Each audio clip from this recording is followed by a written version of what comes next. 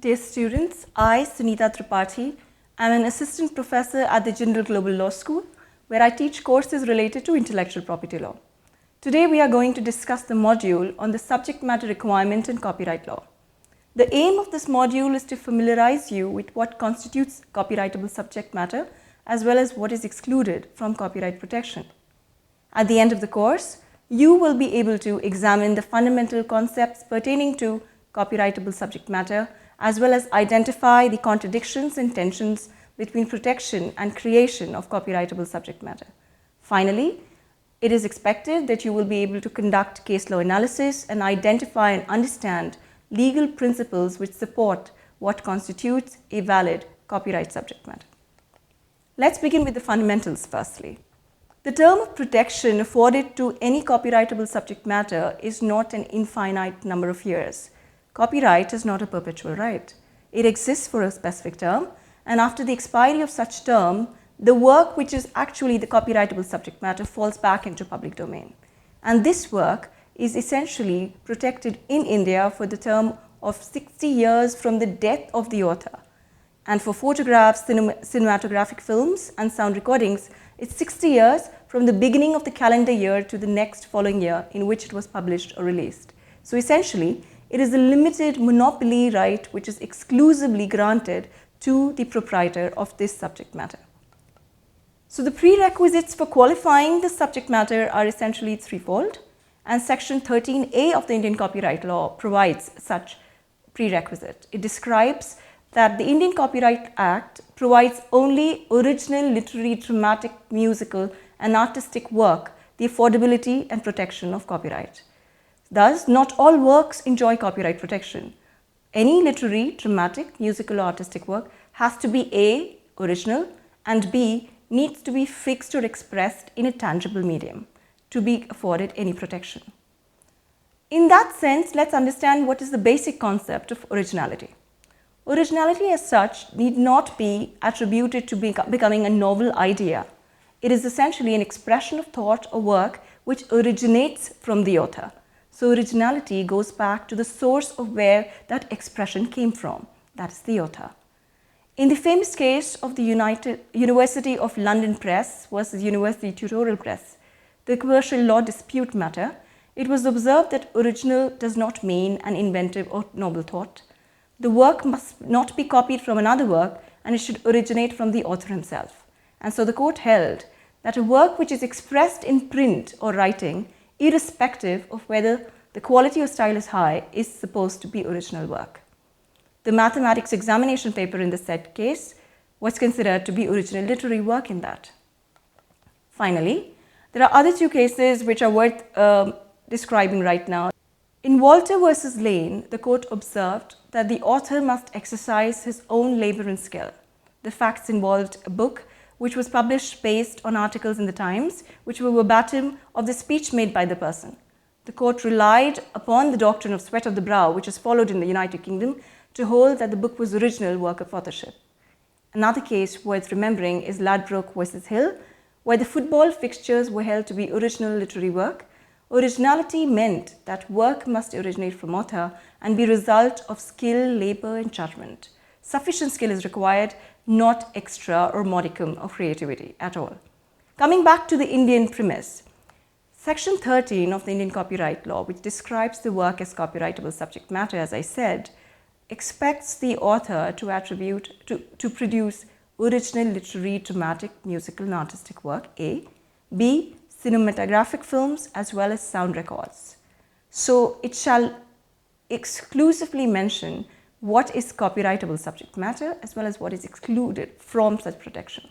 Section 40 and 41 discuss foreign works. The central government is empowered to extend Indian copyright protection to foreign works via publication in the official gazette.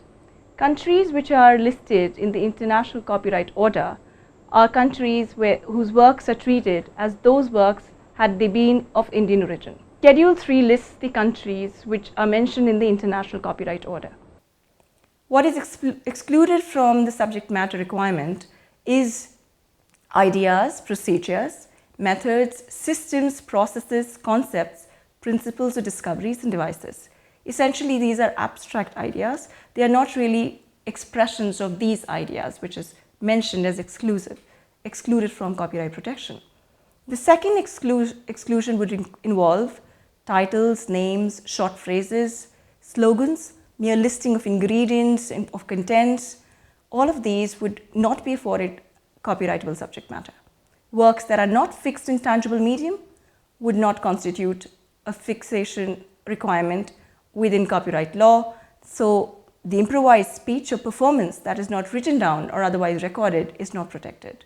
Similarly, works consisting entirely of information that is commonly available and contains no originality, for example, standard calendars, or for that matter, standard measures and rulers, lists or tables which are compiled from the public documents, cannot be given copyright protection. To go on, let's study the basic tenets of what constitutes subject matter within copyright. With that, let's begin with what is literary work. Section 2(o) of the Indian Copyright Act actually does not define this term. It describes computer programs, tables, and compilations, as well as databases within the ambit of what is described as literary work in the provision. Therefore, literary works are not limited to protection or works of literature alone. It includes all works expressed in print or writing other than dramatic or musical works. What is noteworthy is, though, that the protection is not limited to words alone. It includes things such as symbols and numerals, and the scope of the subject matter as the literary work is enhanced by the fact that a work will be protected irrespective of the quality or style of creation in question. Essentially, what it means is that there is no requirement for literary merit for being afforded a copyright protection. All that is required is a standard of originality and that the work originates from the author. It must be fixed in some form in that sense. Almost every kind of written material then constitutes and satisfies and qualifies as literary work. An example would then actually also involve, say, an abridgment. An abridgment essentially is a compressed language of the abridger in comparison to an original text. Therefore, an abridgment connotes to a new book altogether, and so is afforded copyright protection as a literary work, a new one at that. So in the famous case of Macmillan Co versus Cooper, where the appellant's book had a text consisting of passages selected from North's translation of Plutarch's Life of Alexander, with words being introduced in some places to give it a form of an unbroken narrative, North's translation actually consists of 40,000 words there. However, the text that was finally created by the appellant consisted of only 22,000 words. So the appellant alleged that a similar book published by respondents was an infringement of their copyright. However, the court held that sufficient knowledge, labor, judgment, or literary skill was not expended by the appellant to entitle him the copyright protection. Appellant's work did not amount to an abridgment, which actually should connote to a new work or new book altogether, and is to be distinguished from just mere abstracts or extracts for that matter. Similar logic would apply to something which is compilation. Like I said, an abridgment is essentially a compressed form of expression, and compilation would be an additive form. However, the Act includes compilation in the very description of literary work. So compilations which are held to be copyrightable are inclusive of, say, a directory, the arrangement of broadcasting programs, a list of registered bills of sale and deeds for arrangement, the bibliographical or biographical notes of prominent golfers published in golf manuals, manuals of classified information for use of motor car insurance, as well as football coupons. So a compilation as such is categorically mentioned as a literary work. That leads us to other questions of whether new editions of books, law reports, judicial decisions, lectures, extempore speech, or even letters constitute copyrightable work within literary works definition. New editions would be treated as good as a new version of the old book, and hence the editor will be the author of that new edition. A law report, though, would have to be attributed a literary work status only for the reporting done by that particular reporter, but the judicial decision captured within the law report belongs to the government. Judicial decisions, however, would be attributed copyright protection only to the government. It would not go back to the reporter. Interestingly, an extempore speech or a lecture would have a different standing. Before the 1994 Copyright Amendment Act, extempore speech as such was not really considered literary work. But now, after the amendment, a new right known as performer's right is actually a derivative right of a copyright has been created, which now affords protection to a person who delivers an extempore speech. So just as I am making a presentation before you, and if you take notes of my presentation, I would still retain the performer's rights to my extempore discussion with you. Next, we go on to discuss titles, names, short phrases, and slogans. Not considered literary work for a simple reason, because they cannot be copyright in such abstract phrases. In the given situation that such titles, names, or short phrases are given copyright, then in that sense, those words will have to be usurped from the public domain for a period of life plus 60 years. And therefore, the public will not be able to use such words for that longish period of time. Copyright law does not intend to do that. Hence, it was held that news as such, where the facts are reported by the newsreader or the channel, are not supposed to be owners of copyrightable matter. Facts are not copyrighted. What the news channels are given are essentially broadcasting rights, not copyright. Similarly, invented words would constitute trademark protection and not copyright law protection, because words are excluded from subject matter requirement. That having said, let's go and understand what does dramatic work mean. Section 2H of the Indian Copyright Act includes any piece of recitation, choreographic work or entertainment in dumb show, and scenic arrangement or acting, form of which is fixed in writing or otherwise. What is mentioned though is it does not include cinematographic films. Dramatic works as such just require a written script for such drama, and the protection is afforded essentially to the dramatic incidents of those dramas. But a cinematographic film, which is cinema, is not protected within dramatic work in the Indian copyright law. Cases worth describing within dramatic works would be Tate versus Poolbrook, where scenic effects taken by themselves and apart from the words and incidents of the piece are not held to be the subject of copyrightable law. Norwegian versus Arcs is an English case where dramatic work must be capable of being performed to include performances by artificial means such as playing of a film. An Indian case worth mentioning is Fortune Films International versus Devanand, where it was held that the motion picture cannot be described as a dramatic work. So Indian law as such still holds dramatic work different from cinematographic works. And finally, Green versus Broadcasting Corporation of New Zealand is one case which describes TV formats. TV formats are typically new, inventive TV programs where the dramatic work must have sufficient unity to be capable of performance, and this was lacking in a dramatic format such as Opportunity Knocks.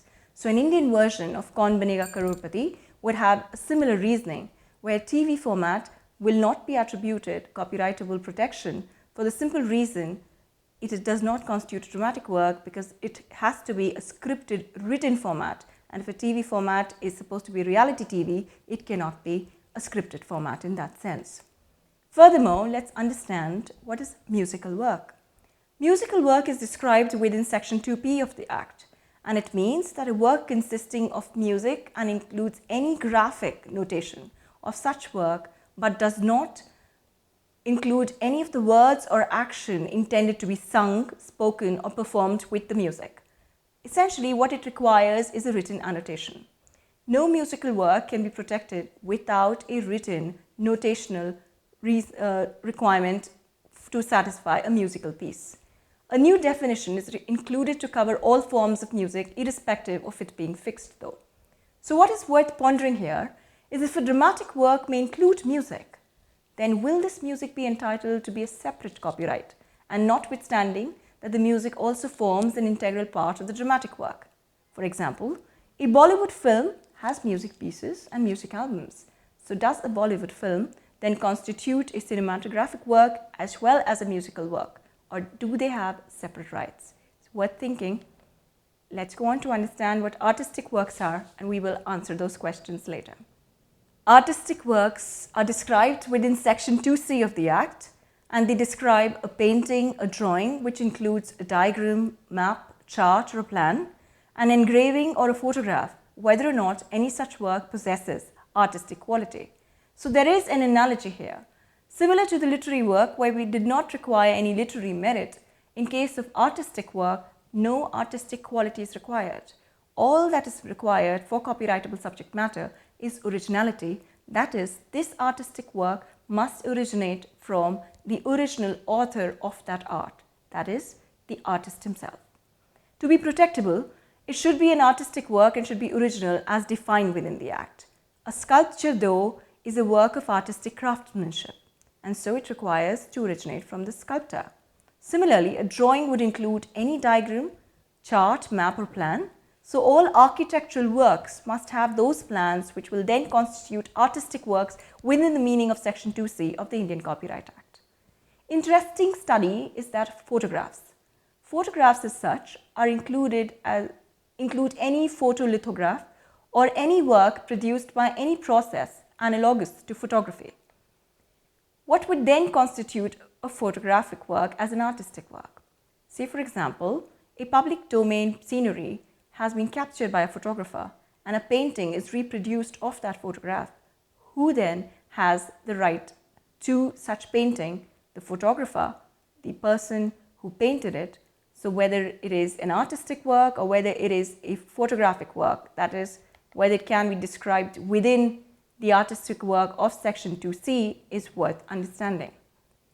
Interesting cases that can be taken account of within this description of photography is Bauman versus Fussell, which is a 1978 case, not so old, where the photograph of a bird fight was held to be not original enough, and hence a painting based on such a photograph was held to be not an infringement.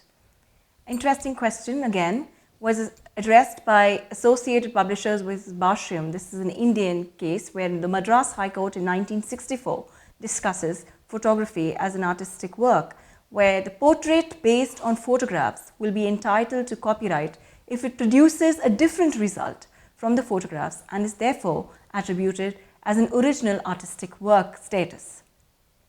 Then let's discuss other artistic works which include paintings. Paintings seem to be an obvious artistic work. So a painting is an artistic work whether it possesses any artistic quality or not.